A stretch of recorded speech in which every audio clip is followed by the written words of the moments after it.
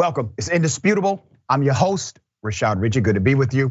We got a lot on the agenda today. Breaking down news of the day, my contributor is Dina, Sayegh, law and crime legal analyst and remarkable person.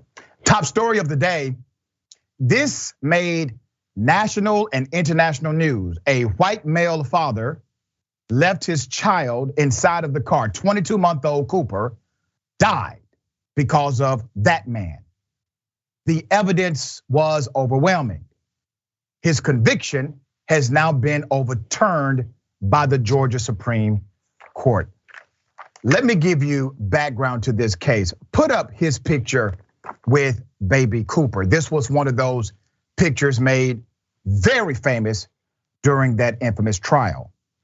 Georgia's highest court on Wednesday overturned the murder and child cruelty convictions against a man whose toddler son had died after he was left in a hot car for hours, saying the jury saw evidence that was, and I quote, extremely and unfairly prejudicial. Now, let's put up his mugshot, okay? I remember covering this case when it happened. It was gruesome, significant circumstantial evidence from what he Googled to his extramarital affairs and the fact he was in an inappropriate relationship with a child. But he also had a very strong church community that supported him during this trial, something that's not reported in the re-reporting of this story. The community stood by him with all of the evidence that he did in fact leave his child intentionally in that car. Now remember, he was convicted by a jury. Judge sentenced him. His name is Justin Ross Harris, was convicted in November of 2016 on 8 counts, including malice murder and the death of his 22-month-old son, Cooper.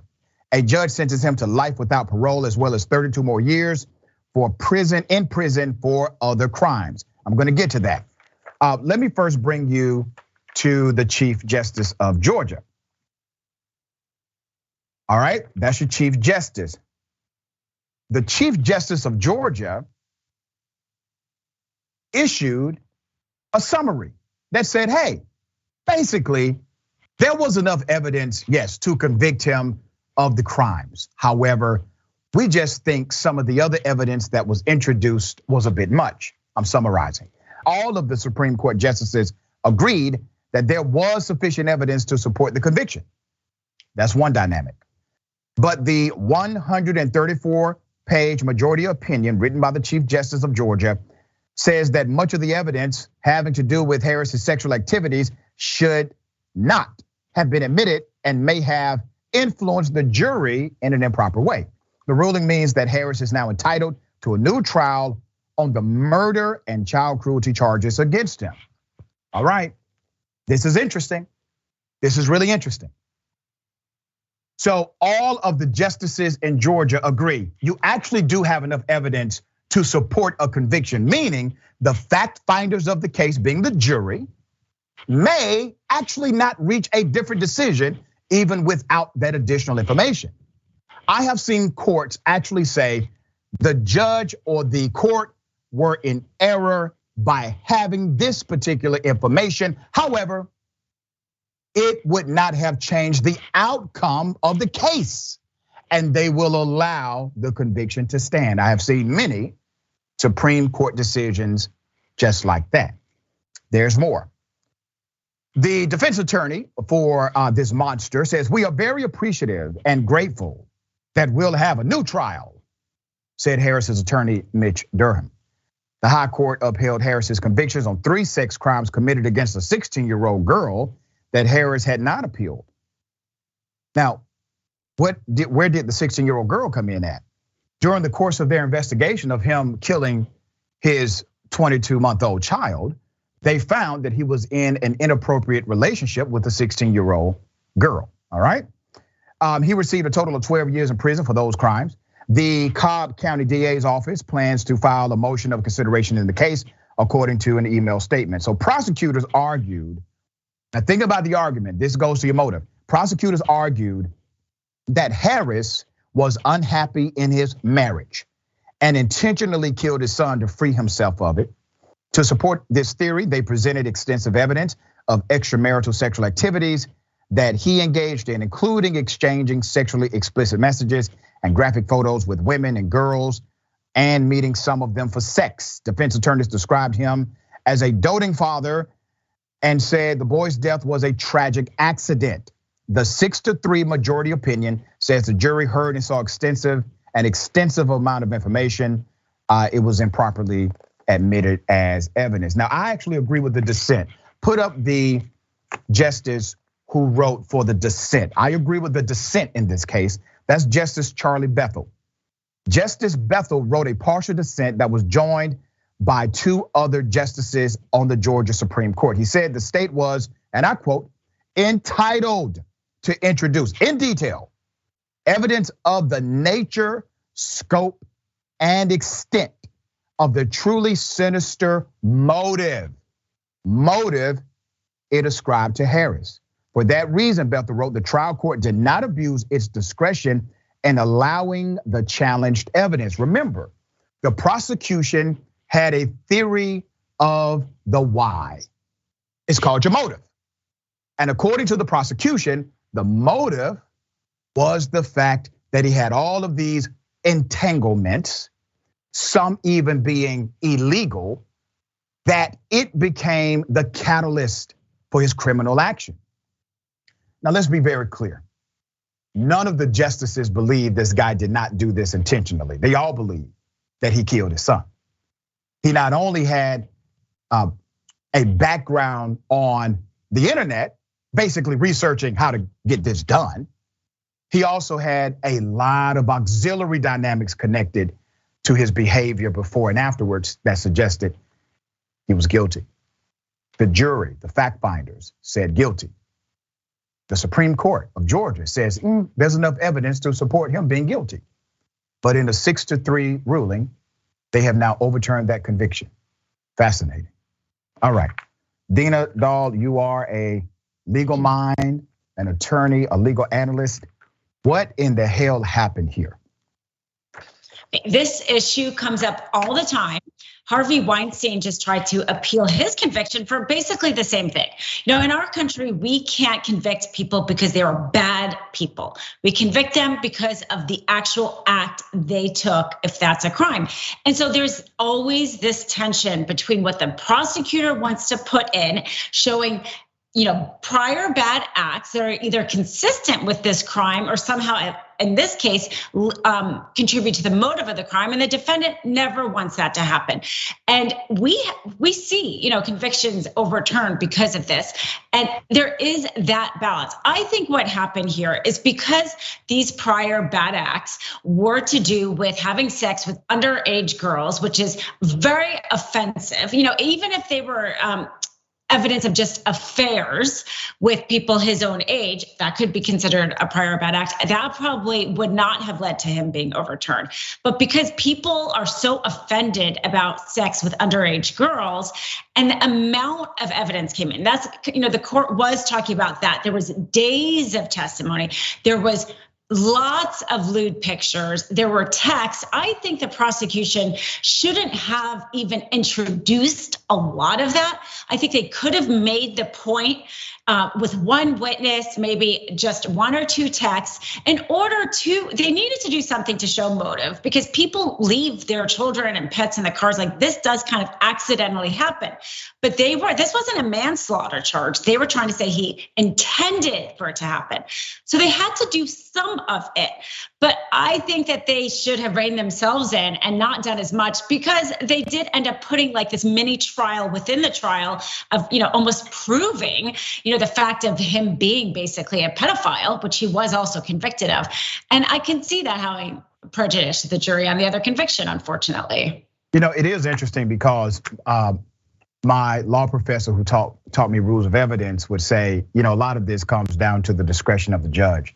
And if the judge says, I do not believe this information is so prejudicial that it outweighs the probative value, and I'm going to make a judgment call. And typically when a judge makes a call like that and they weigh probative versus prejudicial, it's within their discretion. I was surprised that the Georgia Supreme Court basically said the judge was outside of his discretion by making this ruling to allow the evidence in. So going to be interesting to see what happens. Obviously the prosecution, they do have the ability to retry this case now.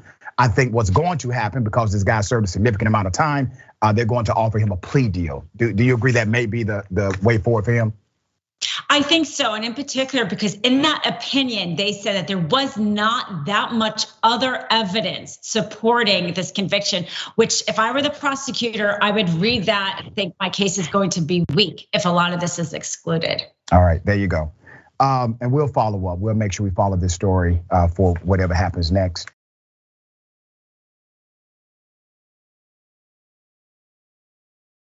Let me give you an update. We covered this earlier in the week, but I want to show you this insurance company that decided to celebrate Juneteenth in a particular way. They have now been basically outed by Progressive Insurance. Put up the picture full mass here, okay? This is in Maine. The insurance company is anti-Juneteenth. I didn't even know that was a real thing. This is the Harry E. Reid Insurance Agency, and this is how they celebrated Juneteenth. They put up a sign in their window that said, Juneteenth, it's whatever, we're closed. Enjoy your fried chicken and collard greens. That's what they said. Now, nobody forced them to do this. Nobody told them that this would be funny. Nobody said you need to be offensive. They did it on their own, all right? So since the image of the sign has been circulating, people have taken online to review the site,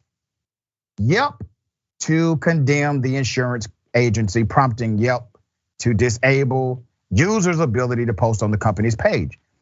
It says this business recently received increased public attention, resulting in an influx of people posting their views on this page. So we have temporarily disabled the ability to post here as we work to investigate the content. An alert on the Harry E. Reid Insurance Agency's page reads what I just quoted. Now, Harry E. Reid Agency, interesting. They are actually affiliated with Progressive Insurance. So Jeff Seibel, a spokesperson for Progressive, said in the statement, and I quote, "We're aware and appalled by the sign recently posted at the Harry E. Reid Agency and are terminating our relationship with the agency. We're committed to creating an environment where our people feel welcomed, valued, and respected, and expect that anyone representing Progressive to take part in this commitment. The sign is in direct violation of that commitment and does not align with our company's core values and code of conduct, according to the statement." Now, this is so deep. You got to think about how deep this is. Racism is such a complex and adversarial dynamic in our social culture. Literally, you have an established, reputable company in Maine who has a day off from work. The employees get to just go home. You don't even have to be at the office. But the racism runs so deep that they are willing to risk their livelihood to make a statement about how racist they are. You got to think about the psychology involved in that. You could have just said that at home, talk to your friend or family members about it, maybe even posted it on social media and got away with it. But you put it in the window of the establishment. You wanted people to identify the values of your company with your racism. That's what you wanted. And I'm sure this company has Black customers. I'm sure this company probably has Black employees, or at least works with vendors who are African American.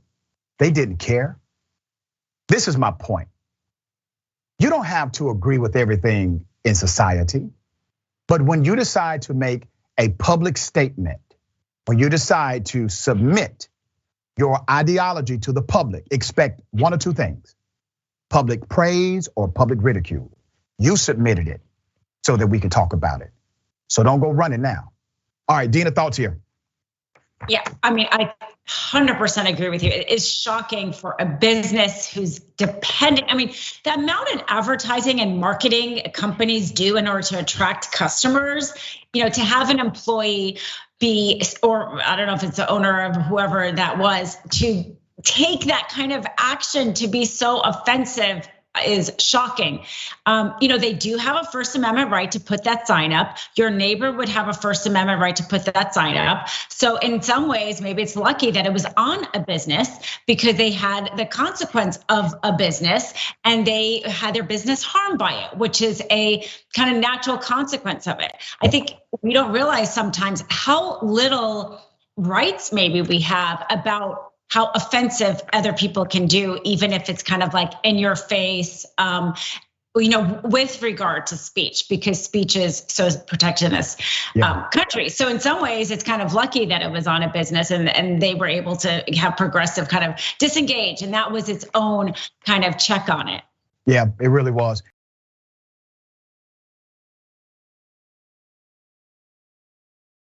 Marjorie Taylor Greene, United States Congresswoman, says racist white people, I mean Republicans, will leave the state of Georgia if Stacey Abrams is elected governor. Oh my God, what are we going to do?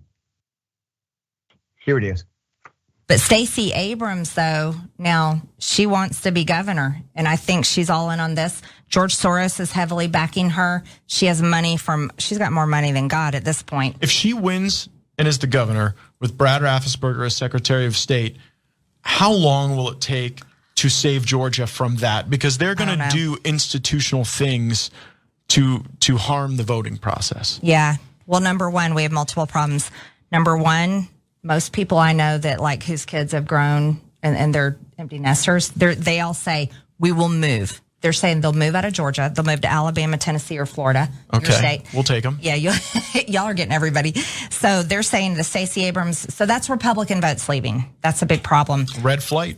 Oh yeah, it will be. And then the other problem is, well, the state legislator, they will have to hold the line, right?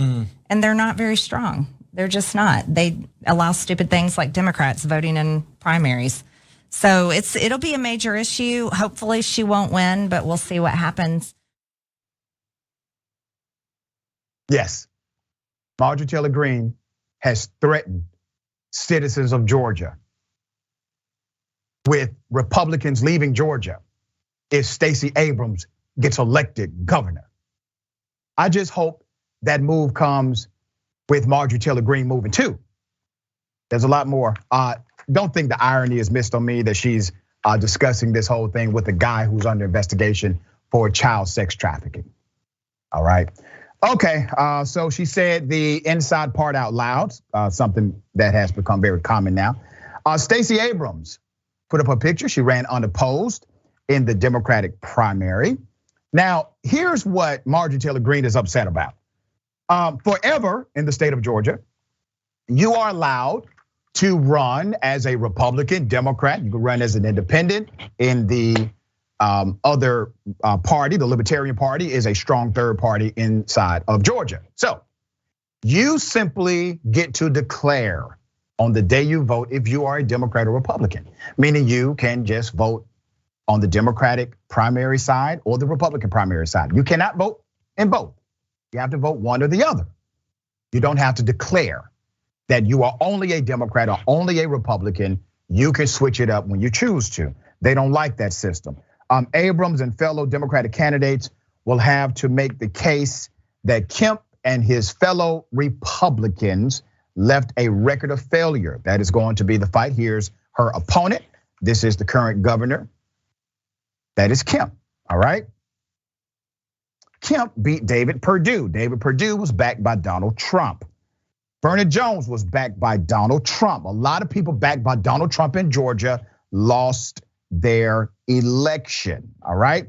So she brought up Raffensperger. Raffensperger is the Secretary of State, Republican. He's the chief elections officer. He is not backed by Trump, but he's running against a young lady named B. Nguyen.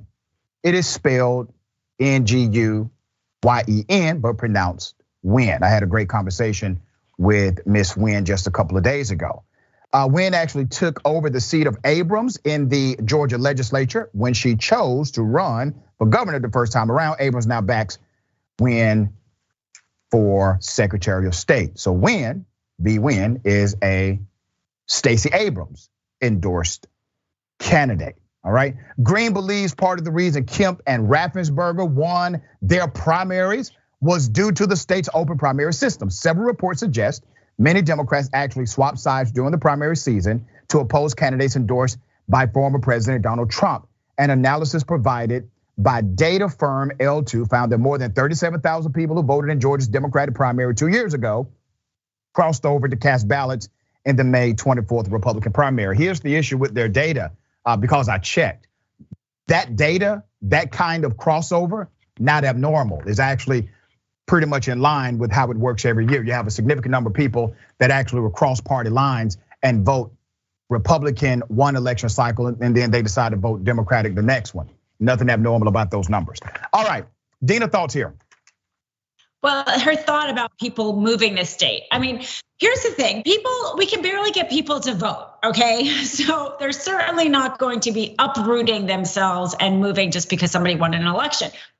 Everyday people are focused on getting food on their table, seeing their children, in between their multiple jobs and trying to survive in this country. And this idea that it's so consequential, right? Actually, for anybody to live, that they're going to sell their home or somehow uproot is just not true. And I think that if there's this fear around it, and I think it's a real disconnect from really, what people's lives are all about. And although people can be focused on politics, they're certainly not making life decisions based on it. Very well said. And listen, when Matt Gaetz said red flight, that was his code for white flight. Just so you know, I didn't miss that either. All right, we got more on the other side. Is Indisputable stick and stay?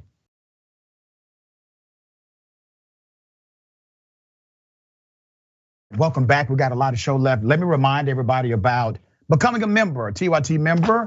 Real easy, real simple. All right, go to tyt.com/change. Become part of transformation. You are the engine that makes this work. All right, we want more of you. tyt.com/change. Got some comments here. Meanie 2022. But I thought the church people want to save the children. No, they were there defending this person. All right, there's a lot of them. Strawberry Quick says, I hope he gets the same conviction. Yeah. Linda M about the insurance company. What is wrong with people? What year are we living in? That's right, 2022. Ideology still exists, went nowhere. All of that, we live in a post-racial society, optical illusion. Tiffany Powell, sounds like Georgia would improve if the racists left. There you go, exactly. Don't threaten me with a good time. All right, David Morris. Reminds me of when Jeremy Corbyn was running for prime minister and it was claimed that wealthy people would leave the UK within minutes if he won. Yeah. New members, YouTube members, Jim Pardo, thank you. You are indisputable. And Raquel Lacey Wife, thank you. You are indisputable as well, all right? You can always join us. You can join the membership group right on the YouTube channel. Twitch, I Am Sock says about the insurance company, it's a day off. Who complains about a day off? Nobody, unless you have a day off because of black people. Now it's a problem. All right. Ladies and gentlemen, I wish a Karen would.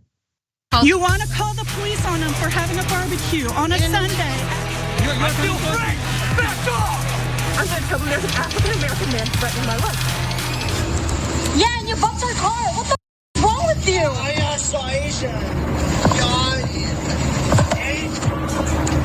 You're ready, video? Yes! Yes!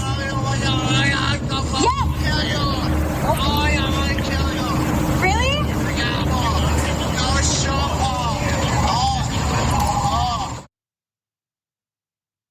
This male Karen went from insults to physical assault. Here it is. Aroy, pumasok na kayo dito.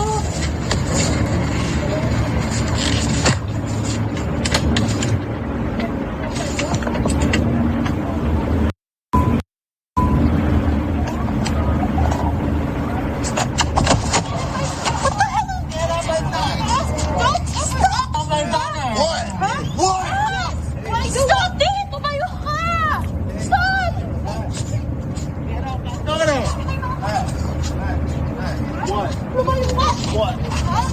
What? Beep! Beep! Beep! Stop!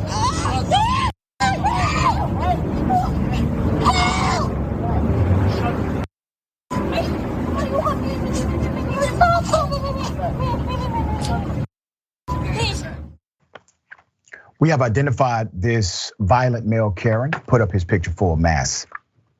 Let's go ahead and expose this horrible individual. This male Karen has also been charged with a hate crime for his attack on a Filipino family at a North Hollywood drive-through. The incident happened last month, right? His name is Nicholas Weber, 31 years of age. Weber is accused of attacking the Roque family at a McDonald's drive-through lane and has been charged with 1 felony count of battery with serious bodily injury and 1 misdemeanor count of battery. He was scheduled for a June 8th arraignment but did not appear in court, so an arrest warrant has been issued. But he was arrested earlier this week for an unrelated matter in Orange County. He is being held on that warrant, all right? This is a still of him strangling the mother, Narissa. According to a representative of the family, Narissa and Patricia Roque were waiting at the drive-through when their car was struck from behind by Weber's car. That's when Weber allegedly got out of the car, approached the family and started hurling anti-Asian slurs at them, telling them he was going to kill them. While the family waited for police to show up, another member of the family, Gabriel Roque, arrived to check on his wife and daughter. That's when the family says Weber physically attacked Gabriel and Narissa Roque before a bystander jumped in to stop him. Gabriel was taken to a hospital after having suffered multiple injuries, including a broken rib. Now, you saw that video. The male Karen, Mr. Weber, was in the wrong. Not only was he in the wrong, he decided to express his hatred and racism towards this Asian family. The Asian family, think about this. They never wanted to harm him. They just wanted to stop him from harming the family. They did not try to be excessive. They simply wanted to stop the threat. Now, if they would have been excessive, we all would have understood. My point to you is, sometimes it's not just Karen against anti-Karens, it's very bad people against very good people. This guy's a very bad person. All right, Dina, thoughts here. That video is horrible. I feel so bad for that family. Really a scary and traumatic thing, and so offensive as well. He should be charged with attempted murder, and with a hate crime enhancement on top of that, he could be in jail for quite some time, which I really believe somebody like that should be. A completely unprovoked trying to strangle somebody. Yeah. Based on who they are, he's likely to do something like that again, and the victim may not be so lucky. So I really hope they do pursue this to the extent that they can.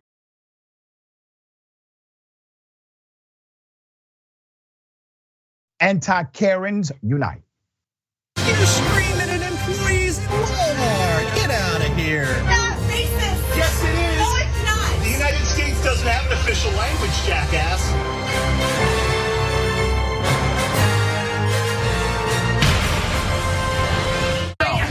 Well, you should be. You should be ashamed Well, you of should be. for being so Well, you should be. How much candy is that there? How much is all that? Yes, I want to see. I'm buying it all. Fine, I want to see. I'm buying it all. I am gonna buy it all. I'm gonna give it away to all these people. Go ahead. You should be ashamed of yourself. I am not ashamed of myself. I'm standing up for this young person. Yeah, you're really standing up for them, yelling at them. Oh, and they take them all around the country, and you should see how they live. So They're doing fine. Yeah, I'm the ignorant person here. Do whatever you want. you called me a You do whatever you How want. dare you call me a all of these racist? right You have here. no idea. All of these are 74. All of these 5, 10, 15, 20, 25. cops. Oh, right. You wait right there. Come on, man. This child is way too young to learn that lesson, but he did that day. So let's look at what happened here. You have a child who's actually working, a young entrepreneur, somebody who's learning the art of supply and demand, the dynamic of work, the integrity of hard work. He's learning it. He's understanding how to interact with the society around him.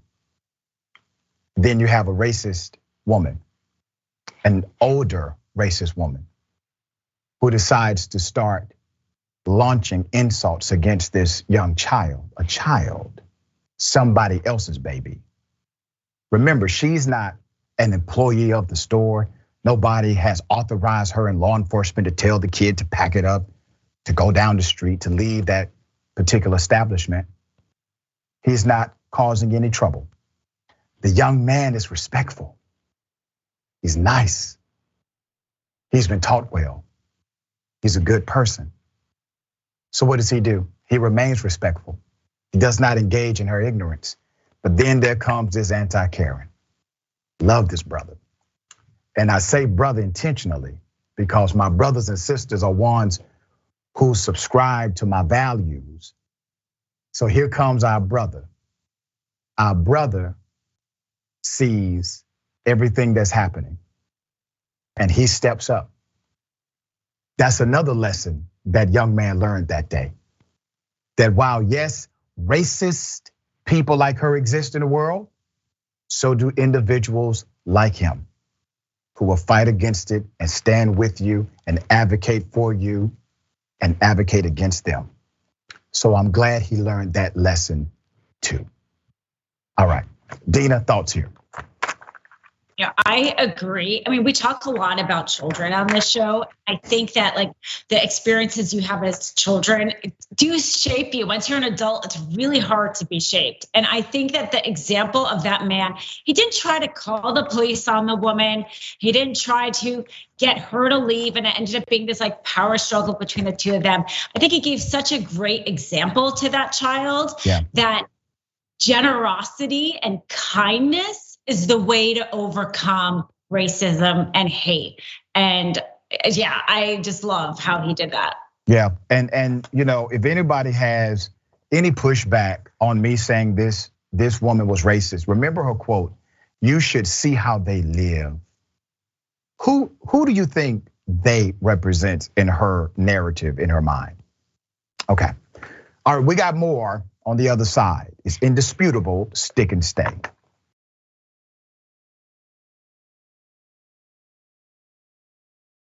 Welcome back. We got a lot of show left. Okay, this is really cool. Food for thought. Our food for thought contest has now ended. Thank you for participating, and we hope you had fun just like we did. Please tag at the Young Turks when you make your meal kit. We want to see what you made, all right? Now that the contest has ended, what do you think? Should we do it again? To tell us, visit tyt.com/trivia. tyt.com/trivia to let us know. All right. Okay. Let's get into some of these comments. YouTube super chat about the racist male Karen. Mimi says, unholy hell, this man would be dead if he assaulted my family.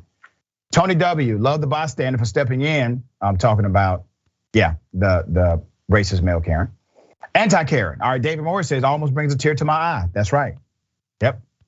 Lucien, the Darkfire King. I'm not ashamed of myself. The Karen motto in action. And Candace the Leo, if the Snigger was sold by a white kid, maybe she would have bought one. Or maybe if a white kid had a lemonade stand, maybe that would have been more appropriate for her. Okay. Two very racist white people, they decided to talk about their racism. Here it is. Growing up, I was 8 or 9, and I lived in a very wealthy part of St. Louis, like a rich county that was predominantly white. And then they did inner city busing from East St. Louis into this. He said, "Oh my!" I mean, he couldn't even hide it. I mean, you're on TV, man. There's more. to this. And so I remember being like in elementary school and asking my mom, like, I know that we're supposed to believe that people with different skin colors are the same, but like these people are clearly not the same as us. And my mom was like, do not let anybody hear you say that. Wow. And it didn't occur to me until years later that I was kind of on it when I was 8 or 9, you know? Your experience with this busing program reminds me of something that Robert Patterson once said. He was the founder of the White Citizens Councils in the 1960s. It was set up to fight school integration and residential integration. And he said, the sure cure for integration fever is a stiff dose of Negroes, except he didn't use the word Negro. Oh, Lord. In any case, yes, it should be. You see, that's the thing. A stiff dose of blacks really should cure anyone of his illusions about it. I think I'm actually okay in stiff doses, sir. Stiff dose of Negroes. And he didn't say Negroes. So let me tell you who these clowns are. Conservative Rebecca Hargraves and conservative white nationalist Jared Taylor. I'm going to give you some background to these individuals. It's quite fascinating. They have a significant following. And remember, the young lady kept a smile on her face the entire time. I mean, this was a joyous thing to talk about how racist she was. According to the Southern Poverty Law Center, Jared is the founder of the New Century Foundation and edited its now discontinued American Renaissance magazine, which despite its pseudo-academic polish, it publishes proponents of eugenics and blatant anti-black and anti-Latino racist sentiments. After the last print issue of American Renaissance magazine was published in January 2012, Taylor concentrated entirely on the magazine's website, Amarin.com. Taylor also hosts the annual American Renaissance Conference where racist intellectuals, I know that's an oxymoron, that's what they have been dubbed, rub shoulders with Klansmen, neo-Nazis, and other white supremacists. In his own words, back in 2005, Jared Taylor said, and I quote, "Blacks and whites are different. When blacks are left entirely to their own devices, Western civilization, any kind of civilization, disappears." Isn't that interesting that he has this worldview about black people? Sir, where is Egypt? Can you build a pyramid? Sir, do you even know how to build an irrigation system? When the anti-feminist conservative Hargraves went on full alt-right, November 22nd, 2017, there's a video. Rebecca, AKA blonde in the belly of the beast, that's what she calls herself, revealed that she has officially adopted a white nationalist worldview. Well, good for her. The St. Louis native got her start recording videos with titles like "Living in Liptard USA," "Feminism is for idiots and uglies," and "Degenerate women and their abortions," right? You're getting the spirit and culture of these people. She complained that collectivism and tribalism are actively reinforced in minority communities, while, and I quote, "white people are told that engaging in the exact same collectivism is hateful, racist, and even an expression of violence." And while she says she didn't used to care about white identity, she changed her mind when she saw the anti-white narrative. Now I do this for a reason. I want to expose racist people, especially those who are continuing to influence impressionable minds. I want to provide a contrast, a rebuttal to their ridiculous ideology, a challenge to the notion that somehow their whiteness is supreme. Now, these individuals are inside of their bubble. They're not going to change their minds, but I do believe that racism exists on the spectrum, that there are some people who are racist and can be helped. There are some people who are implicitly racist and want to be helped, but there are some people who are racist like them, hyper-aggressive racism, and there is no hope at all. But remember, these are the people who right now are controlling the conservative movement in America. They are the ones who are in charge of the conservative party. Not one Republican of note will come out against either of them in a press release, a press conference, nor a Twitter post. They will not denounce this kind of rhetoric. Why? Because they, those racist people, are in charge. All right, Dina, thoughts here? Well, I think the most important thing I see is just the information basically that you're giving your viewers, because I'm not going to hear that because I'm not going to sign up for her YouTube, right? And so you could have a whole section of the population that hears that white supremacy is maybe gaining ground, or like you said, the bedrock. But if you don't hear it, you can kind of disbelieve it in a way because it is so outrageous. So I think that, I always kind of come down to I believe free speech is important because I'd rather know what people were saying, right? That's how we can have actual conversations around it and create policies to come over it. But you have to hear it, right, to begin with. So I actually just commend you for including it, because as offensive as it is, it's your audience who's not regular listeners of her who need to know what people are saying out there. Yeah, and the people that are moving the political narrative for the conservative party, and they are.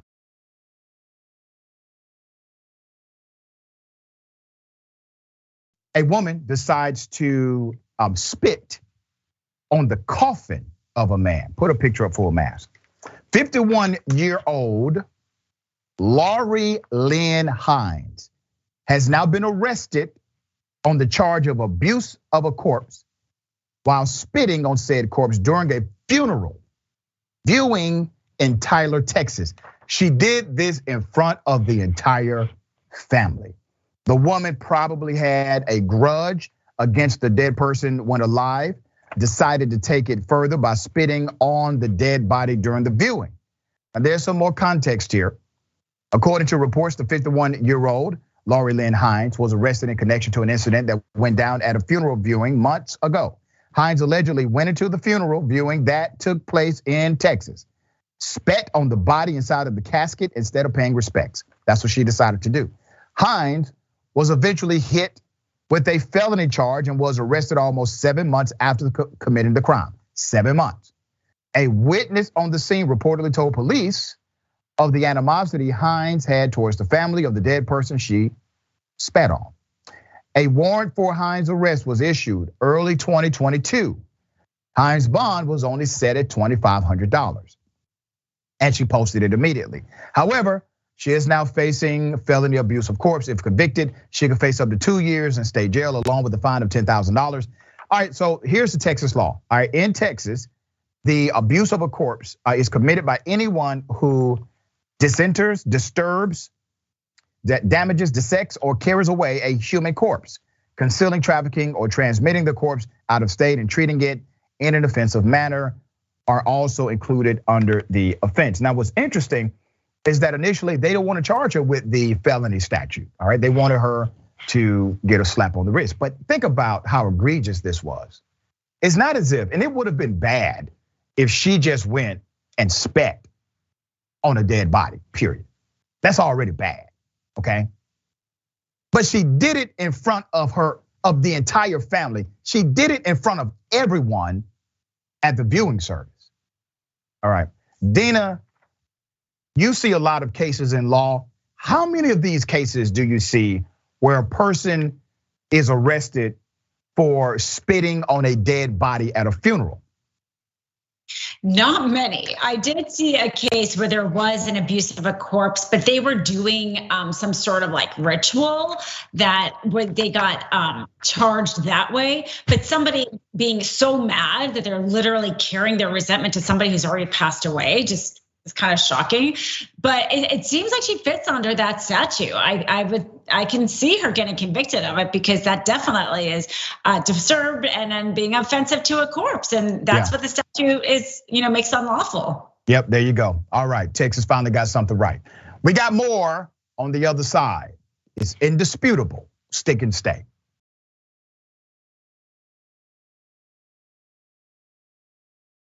All right, welcome back. We got a lot of show left. Let me remind everyone, membership, tyt.com/change, make that happen.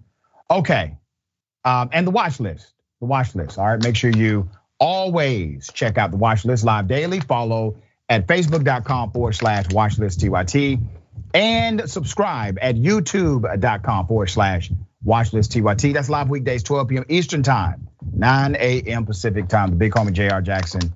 It's a remarkable show. All right, you'll love it. Okay. Goose Jail, talking about the conservative YouTube people. He sounds so proud and happy to be against integration. He really is, right? I mean, and the way he packages it. Daniel Williams, really amazing how racist people have regular conversations about how racist they are. Yeah. Larry Billups, you got that right. We are definitely not the same. Thank you for acknowledging that. Your history is demonic. All right. Fit with E says she is a spitting image of a Karen. You know she's a Karen, for sure. All right. Okay. HOAs, an idea developed by Satan himself, Homeowners Association. A couple who lives in Raleigh, North Carolina, they have been harassed by their HOA, according to them, because they have a Black Lives Matter sign inside of their window. There's more to this story. Let's put up the picture of Lindsay. Really interesting. Lindsay says her wife, Connie, put up the sign when they moved in more than a year ago. All right. Lindsay said, we placed it inside the window, not outside. We were trying to follow the rules and we know where we live. And we're not trying to get away with anything, okay? What does the sign read? Let's put it up. Here's the sign. The sign has the egregious message of, in this house, we believe Black Lives Matter. Women's rights are human rights and no human is illegal. Love is love, science is real, kindness is everything. What? They had the audacity to say what? Which part of that do you think got them in trouble? Was it the kindness is everything part? Maybe it was love is love. No. Black Lives Matter. In a letter from the HOA to Lindsay, it says, and I quote, signs are not permitted to be visible in the community. Please remove the signage. The article in violation says no owner shall display, hang, store, or exhibit any signs outside of the dwelling so as to be visible outside of the lot. Lindsay says to test the theory that her and her partner are being targeted, they're going to get a garden flag for their yard with the same message. It's almost like a litmus test. If they suddenly have a problem with the garden sign, now we have no doubt that we are being targeted. You should know based on the reading of the rules that you're being targeted, madam. It's unfortunate, and thank you for the allied relationship. We need more like you, and we build coalition, all right? So that's why we are going to defend coalition members like yourself every time on Indisputable. Now, it's clear based on the reading of their own rules that in order for you to be in violation, your sign must be outside of the dwelling, clearly in the rules. If they have a challenge, a problem with you having a sign inside of your dwelling, well, they need to change the rules, all right? Let's put up a picture of the CEO of the HOA's management company. His name is Derek Green. So if the couple fails to comply by July 1st, they could be fined $40 a day. This is the couple's third notice of a supposed violation. The others involved a fire pit and a portable collapsible fence. Lindsay says other homes have similar violations but have not been punished, all right? They have similar things, no punishment. Why? Because it doesn't say black in it, that's why, all right? Derek Green, CEO of the HOA's management company, said that the governing documents are, and I quote, enforced equally across the entire community. If this was a security sign or a contractor sign, they would have received the same violation. It has nothing to do with the content of the sign or the people or the people of that residence. Okay. According to the residents, Mr. CEO, you're not telling the truth. And I do find it ironic that things inside of your home, you got to think about this, all right? Because you got to be careful. Just because it's a rule. Now, let's say the HOA creates a rule and says you can't put it inside of your home. Now, damn it, HOAs routinely go too far. You mean to tell me I do not have the authority to say what goes on the inside of my home? I don't have that ability. You mean the HOA can regulate that? Okay. Dina, these HOA rules are pretty strong and many times they do uphold in court, but I've seen some people successfully fight HOAs and their ridiculous notions of community standards. What are your thoughts here? So earlier in the show, I was talking about how the sign on the business, if it was on a neighbor, they have free speech, right? And you couldn't do anything about it. HOA is the one exception to that because they have rules. They say, if you're going to live in our community, basically we can restrict those types of things. Now, this is an example, obviously, where it's like upsetting because their sign is really all about like love and kindness. But if you had a neighbor and they were putting a Nazi sign up and you weren't living in an HOA, you really couldn't have them paint over it or take down a sign because people can put up whatever free speech signs they want in their house. I think we talked about that time where the neighbor was having that offensive radio playing on his loop in his house, and they couldn't do anything about it because he had free speech. If they were in an HOA community, it could get shut down. So it kind of cuts both ways. You lose a lot of your rights when you're in an HOA, like frankly, you just do. But are you willing to do that? Because maybe you don't want to be across from a neighbor who's got this huge, horrible sign up. I've seen them also take down signs when they're inside the garage, but they're really visible outside of it. So it's a really, HOAs are their own beast, and it's a little bit of a delicate balance. It just depends, like what are you willing to give up in order to maybe not have to deal with your neighbors, maybe putting up offensive things. You know, it is interesting. So let's go back to the reading of the HOA rule that clearly says outside of your dwelling, that the physical structure or the sign has to be outside of your dwelling and visible. So it is visible. There's no doubt about that. But let's go back to elements, right? So it has to be what? It doesn't say A or B, all right? If it's inside, it seems to be silent to that. It seems to be no actual wording for that. And so I see a loophole here. And if they don't like the loophole, they have to change the rule. And then if they change the rule to specifically say inside of your home, how deep does that go? Does that mean that something that's in the back of your home that can technically be seen by somebody because your window is open that day, is that now a violation of their rule? How far can the HOA go in enforcing a simple rule about what you have inside of your home? You know, it's tough because the HOA, I mean, they can, there's non-free speech things, right? Like what you can paint on your house, even just the color of your house, they can restrict. Obviously, speech is the most important, but they're basically saying you're signing into this contract by living in the neighborhood. And so you're right, it says on the inside, but if they have, like, I know this person said, they weren't applying the law equally. I think that after the 2020 election, I know a lot of HOA communities, people were putting up a lot more signs, and it's possible this community kind of tried to be more proactive with the signs. But if she finds that other people, I would have her document it, right? If other people's signs are being left out, then it's an unequal enforcement.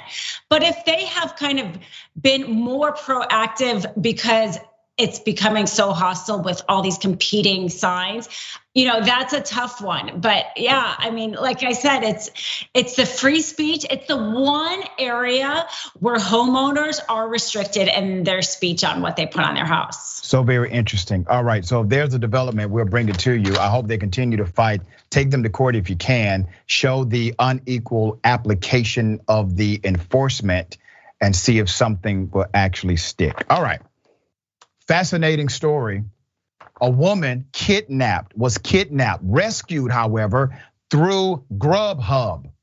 Yes, 24-year-old woman saved from a hostage situation after she sent an order to the New York cafe through Grubhub with a note pleading staff to call the police. The staff initially thought, my goodness, this has to be a prank. But we must be safe rather than sorry, all right? The staff made the right call, big ups to them. Let's put the note up. So this is the note that the woman left for the workers at the Chipper Truck Cafe in the additional information portion of her order, all right? It says, additional instructions. Please call the police. He's going to call me when you deliver. Come with the cones, please. Don't make it obvious. The employees were unsure if the note was a prank, but decided to call the police anyway. The suspect was arrested when he opened the door for the food delivery. Put up his picture, okay? All right, look at him, okay? That's a scumbag. The victim's identity hasn't been released, but the suspect has been identified as 32-year-old Kamoy Royal, right? The victim described how they met and his abusive behavior. Royal is accused of meeting the women. It was more than one, by the way, according to the investigation. He met these women on dating apps and then lured them back to his apartment where he holds them there with death threats and forces himself on them. The victim said that they had met on a dating app and gone back to his apartment, but that she didn't feel comfortable and tried to leave. That's when Royal allegedly grabbed her by the throat and started choking her, she said. He told her that she was going to die if she did not do what he told her to do. And he had a knife to her throat, according to a criminal complaint. When she tried to call the police, he took her phone away from her. The suspect, Royal, was arrested on charges of rape, strangulation, criminal sex act, unlawful imprisonment, menacing, assault, criminal possession of a weapon, and sexual abuse. Put up his profile picture again. Now, I'm doing this as a public service announcement, okay? Monsters come in all shapes, sizes, all right? Monsters sometimes are very intentional about presenting themselves to be decent people. Be very careful, especially when you go to someone's home. I tell my daughter this as well. You can't trust everybody. There are some very bad people in this world, and everyone does not deserve your trust. It is earned over time. After Royal was arrested on June 19th, police discovered that he sexually assaulted another victim just a week prior to that. He attacked the other victim, biting her breast until he drew blood, according to the criminal complaint. The victim saw knives all around his apartment, authorities said. Royal choked the victim and at one point put his private parts in her food. Sick, criminal, and depraved individual. Royal told cops that he thought his victim was playing cat and mouse with him and that he forced himself upon her because he thought she was being like women are. He was also charged with attempted rape and sexual abuse in that case. The fast-acting employees at Chipper Truck Cafe protected that woman. Big ups to them. They also likely stopped additional potential attacks. All right. Okay, Dina, horrendous. Absolutely horrendous, really brilliant on her part. And it's a fact, women are the most abused in this country. They are the most victims of violence. And women, unfortunately, have to constantly be on alert. And it's tragic and it's sad. And to your point about that picture, yeah, he definitely makes himself come across like, he's reading a book and a friendly person. And I would just say to women, trust your instincts. Yeah. People tend to give off really creepy vibes, even if they look good on paper. I don't know. I think it's all about the vibe. But it's tough. We're putting a lot on women because they are unfortunately the ones who have to protect themselves, and it's too bad. Yeah, and it's so unfortunate because You want to say, hey, there are very good people in the world, go out there, live, be free. But then there's this reality of society that criminals like him, all right? I want to say something else, but monsters like him do exist. And what's interesting about the young lady who was saved because of her brilliance in connecting to the food app, she said clearly she felt something was off once she started to engage with him more, and she felt uncomfortable and she wanted to get out of that situation. All right, we have more on the other side. It's Indisputable, stick and stay.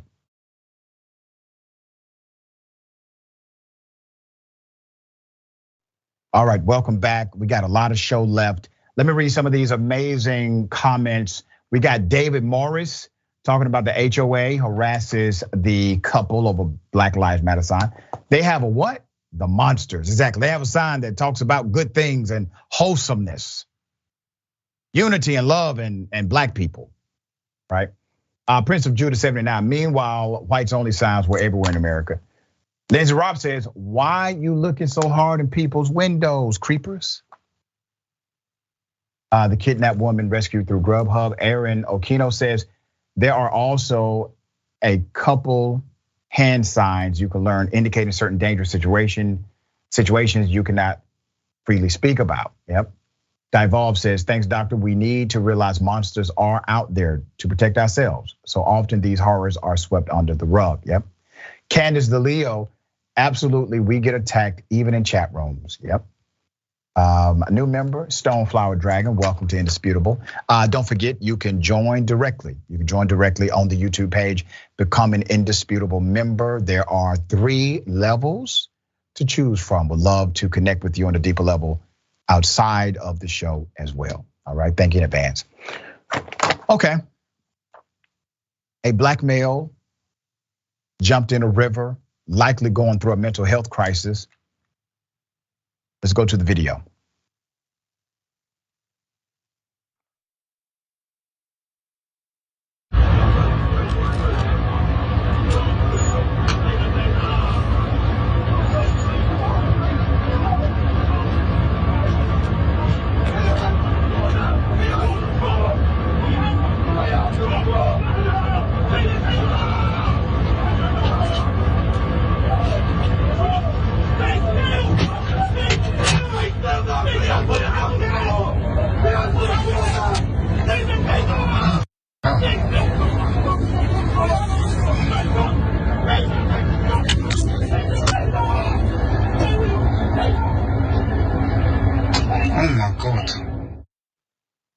He jumps off, he's going through a mental health crisis according to the family. He's dead, he died. They tasered him multiple times. Let me take you to London. So the London Police Department is now under investigation after that video. The man's name, let's put his picture up. His name is Oladiji Adeyemi Omashore. He goes by DG. He was 41. He lived near the Chelsea Bridge. His family has expressed concerns about how police dealt with the 41-year-old at the time when he was clearly suffering from a mental health crisis and he was vulnerable, he was frightened. According to Metropolitan Police statements on Saturday, June 4th, the police were called to the bridge to respond to a disturbance regarding a man acting erratically with a screwdriver. That was around 9 a.m. Clearly, this is likely a mental health issue based on that report. The family has confirmed it was a mental health crisis. Once on the scene, the officers unsuccessfully attempted to detain Mr. Omashore by tasering him. When police came closer, he ran away and jumped into the historic river. The Royal National Lifeboat Institution pulled him from the ward and took him to the hospital. Once there, according to The Guardian, he was listed in critical condition. He later died from his injuries shortly after, while still under medical care in the hospital. The Independent Office for Police Conduct has launched an investigation. In an IOPC statement referencing the investigation, the group revealed, and I quote, investigators have secured police body-worn video footage, and initial accounts have been obtained from the officers involved. The two officers are also being treated as witnesses by that agency. The group also has the taser used in the incident and will be analyzed. Investigators are also conducting a forensic examination of the scene. Reports note the officers who are being questioned about excessive use of force said the man challenged them before they discharged the taser. Okay. Now remember, the police are the police no matter what country you're in. They're already building a defense for themselves. This should have been handled as a mental health call, a mental health crisis. But instead, they tried to handle it as a criminal matter. Now, according to the call, the emergency call, there was no actual criminal element connected to this young black male. None. He was acting erratic. The person who called probably called out of concern, not because they wanted that call to lead to his death. There's more. In a statement released on Wednesday, Amashore's family has called on the police watchdog to investigate initial incorrect reports released by the Metropolitan claiming that he was armed with a screwdriver. So there's a caveat here. The agency later clarified that Mr. Amashore had in fact been carrying a plastic and metal fire lighter. His family said Mr. Amashore used the lighter for his cigarettes. Once again, the police released a statement to bolster their position, to manipulate the facts in order to build a case favorable to them.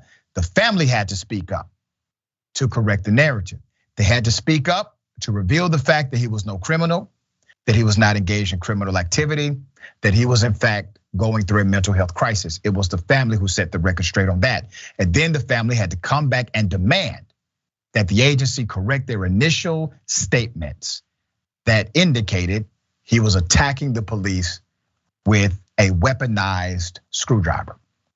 His family's lawyer, Kate Maynard of Hickman and Rose, said they want to know why the initial statement referred to a screwdriver when the lighter had already been seized, and why it took the agency several days to correct the public record. The family also expressed concern the officers involved remain on full duty during the investigation. Once again, the police are the police everywhere you go. It's not just the policy, it's also the culture. Now, we're gonna follow this story, and obviously this man should be alive today. The fact that the police lied, now it's illegal in London too, to lie on an official report. They decided to lie anyway. Those cops should be held accountable. We are providing exposure of this case, all right? Okay, a woman got an indecency ticket for this. Here it is. Guess what? You see my outfit? I got a ticket for indecent exposure in Winfield, Louisiana. Okay, indecent exposure. All of my bits are covered. Are you kidding me? At a family event where there's alcohol being literally handed out for free, and that's a family event, and 3 female cops came up to me and gave me a ticket. I live a mile down the road. They literally could have just been like, hey ma'am, could you put some clothes on? And I would have been like, yeah, cool, I'll be right back. But no, they stood there and gave me a ticket for indecent exposure. Are you kidding me? Yeah, we checked out this story is real. She got a ticket for wearing that outfit. Let's put the picture up full mass of her and her outfit, okay? The authorities decided that her outfit was inappropriate at a festival, referenced City Ordinance 1476, passed unanimously by the city council members on 6/14/2011, and is cited as follows. It shall be unlawful for any person to wear pants, trousers, shorts, skirts, dresses, or skirts in any public place or places open to the public, which either intentionally exposes undergarments or intentionally exposes any portion of the pubic hair, cleft of buttocks, or genitals Fines range from $25 for a first offense to a maximum of $300. And the person may be ordered to perform up to 40 hours of community service. Well, damn. Let's go to the police chief. Who's the police chief? Interesting fella here. His name is Johnny Ray Carpenter, the chief of police. So Johnny Ray says he's not having it, all right? The citizen was given a court date, according to them, in the Winfield City Court, which is the proper venue to dispute any allegation. A citation in lieu of arrest is an allegation of an infraction, not an assumption of guilt. So they're basically saying, hey, we're not saying she's guilty. We're just saying we gave her an infraction. Fascinating story. All right, this is one story I'm likely not going to follow up on, just an interesting saga. Okay, the most amazing thing I've seen on the internet for a long time. Mike Tyson, here it is. Oh, I'm feeling beautiful, beautiful, beautiful. Yeah, I know, you gotta see that again, don't you? Here it is. Oh, I'm feeling beautiful, beautiful, beautiful. You know it is Friday, one more time. Oh, I'm feeling beautiful, beautiful, beautiful. Let's put up the picture full mass. Okay, now here's the thing. If you walked up to Mike Tyson and you made fun of him dressing up in a bee outfit, dancing and singing that he feels beautiful, you know what you would be? You would be a guy who just got knocked out by a guy wearing a bee outfit, dancing, singing that he's beautiful. The 55-year-old heavyweight dressed up in a bumblebee outfit danced around for an appearance on Jimmy Kimmel Live. So this was shared. It is making the rounds on social media. I'm not mad at Mike Tyson here. I'm not upset. If I was, I wouldn't say it. He also played a game of Mike Tyson is right behind you, where fans comment on the boxing icon before being confronted by the man himself. One guy's asked to rank the greatest athletes of all time and has no room for his favorite boxer of all time, Tyson. But when Iron Mike creeps up behind him, he quickly says, no way, probably number one now. Now remember, if you're an annoying drunk passenger on one of Tyson's flights, you might get stung. Remember this? Hey, Mike, come on. Let's go stop back. Let's lose the horse, man.